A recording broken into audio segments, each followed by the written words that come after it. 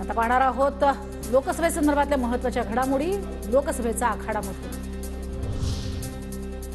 महाराष्ट्रातला अंडरकरंट मवियाच्या बाजूने लोकांना परिवर्तन हवंय। मोदी हिंदुस्थानचे नाही तर भाजपचे पंतप्रधान शरद पवार यांची टीका।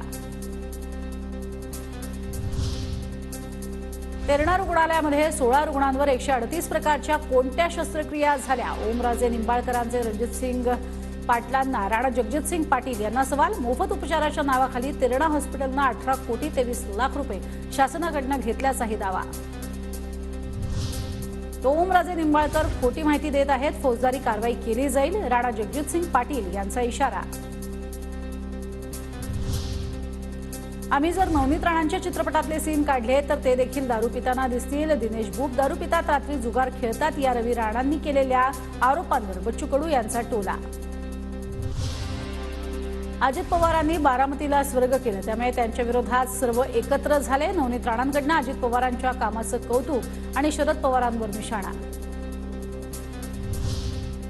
अमरावतीच्या नवनीत राणांच्या सभेत घड्याळाचा उल्लेख करताना अजित पवारांची गलती से मिस्टेक। राणांना मतदान करताना घड्याळ चिन्ह दाबा असं चुकून बोललो अजित पवारांचं, त्यानंतर स्पष्टीकरण।